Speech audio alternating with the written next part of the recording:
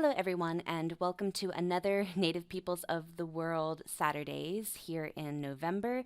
Today, we will be talking about the Mursi Tribe of Ethiopia. This presentation is presented by Liz and Melanie of the Charlotte County Libraries and History Division. And without further ado, the Mursi Tribe. Origins. The Mursi people are an Argo-pastoralist ethnic tribe living in southwestern Ethiopia in Africa. And Argo-pastoralist means they are mainly focused on agriculture and livestock. There's about 7,500 Mursi people as of today, and they follow the ancient tribal ways of life. They don't have what we consider as modern conveniences, like indoor plumbing, electricity, things like that.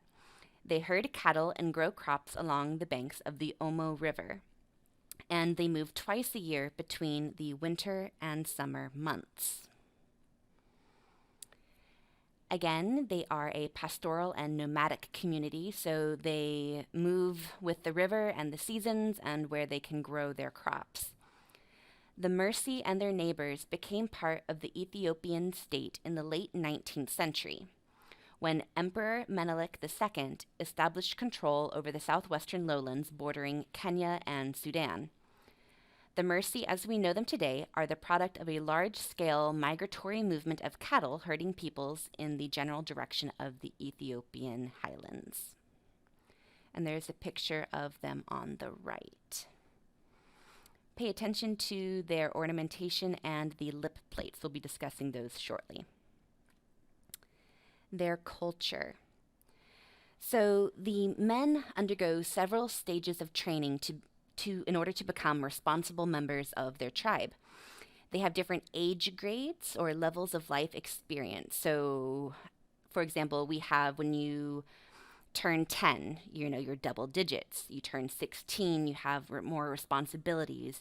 Or 15, 16, you're able to drive. And then when you turn 21, you're allowed to drink. 18, you're allowed to vote. So the different important life stages, they have those in order to become a full-fledged member of the tribe.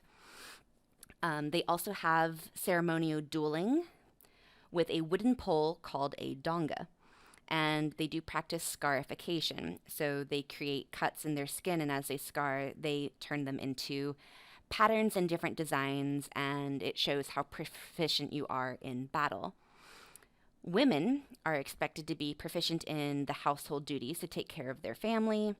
They have bracelet fighting called ula, and at age 15 or 16, their lip is cut to allow stretching with the pottery plates, like what you saw on the previous slide. The size of the plate that can be withstood is a sign of beauty and strength. Also, it shows that they are of the marrying age. And let's see, both men and women dress in elaborate fashion with heavy ornamentation, body paints, piercings, and tattoos. So back to the ceremonial dueling. It's a highly valued and popular activity amongst the Mursi men, especially unmarried men, and it's a key marker of Mursi identity. Let's see, pole fighting. So the wooden pole is roughly 2 meters long, approximately 6.5 feet in length, and in the attacking position, the donga is gripped at its base with both hands, the left above the right, and the aim is to land a blow with the shaft, never the point, on any part of the opponent's body, including the head, with sufficient force to knock him over. For the match to end, an opponent must either fall to the ground or retire hurt, so broken or bruised fingers. The victor is carried round the field on the shoulders of his local age mates and then surrounded by unmarried girls of his mother's clan. Now, you might think, oh, well, this is where, people meet up and then marriage happens. However, marriage is strictly prohibited between a man and a woman of his mother's clan. So they have to marry outside of their local tribe. And what's interesting to note is that the duels are not spur of the moment, like, I challenge you to a duel. They're planned way in advance, sometimes months before, and both parties have a lot of conversation to when they're going to do it. And it's always in the peak season. So everyone is at their physical best, they're well nourished, and it's this huge community affair. All right, next slide. So culture continued and religion. The Mursi believe in the forces of nature and a supernatural power that's responsible for their well-being. They have a religious leader called Komaru. The Komaru is believed to be the middleman between the people on land and the god in the sky. And the office of the Komaru is an inherited one. So you'll have a family, and then, the father is a priest, and then the son will be a priest, and then his son will be the priest. So it stays within the family. And then back to the bracelet fighting. Mursi women evaluate themselves by their strength and ability to strike iron bracelets, the ula. It's performed for a male audience in order to prove their swiftness and athletic skills for a possible future husband. Again, similar to the Donga fighting, it's a social event between tribes and other communities. Strong and worthy girls wear these iron bracelets. I am so sorry for the spelling error. Numerous scars on a woman are a sign of weakness, where on men it is a sign of strength. So if you have any scars on your face, it's considered a weakness, at least for the women. Who are the Mursi? What is interesting about their story, it's a tradition of origin.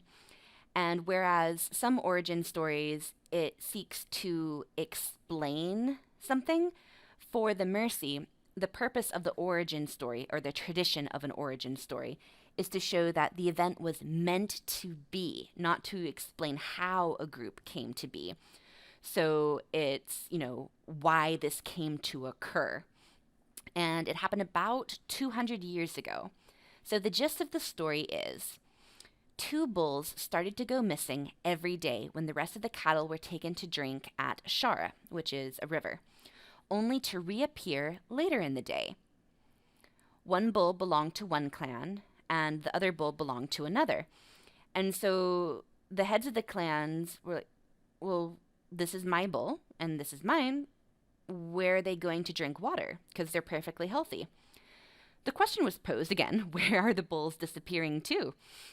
It's said that the ancestors of today's Mursi find the Omo River, cross it by magical means, and take possession not only of their present territory, but also of their Mursi identity. And this is the magic way of how they cross the river. So in preparation to cross the river, the people smeared clay all over their bodies. And different colors of clay represent different things. So whether it's fertility or strength in battle, pulling power from nature. They chose a man and gave him a spear. And raising his arm, he aimed the spear 4 times to line it up just right. He threw the spear across the river, and it hit a tree on the other bank. But when he walked into the river, he turned into a tree. The other people followed him into the river, and the waters parted, and the Mursi were able to cross the river. And it said, the end of the story is, the Mursi are powerful. Doesn't that remind you a little bit of like the Moses story of Moses with his wooden staff, raises it, hits the ground, the sea parts, and then everyone's able to have safe passage across. So I thought that was a very, interesting similarity between the two. These are the references and resources that we use to gather information on the Mursi people. And there's much more information out there about their priests and their shamans and their healers, and it's really, really interesting. But we had to keep this short. And stay tuned for our Mursi-themed craft with Melanie. And I actually got to help her with this one. We made clay beads, or designed clay beads, and we baked them in the oven to make a necklace and or bracelet. Kind of similar to how the Mursi would take different colored clays and to make a lot of their ornamentation. So again, stay tuned, and thank you for watching.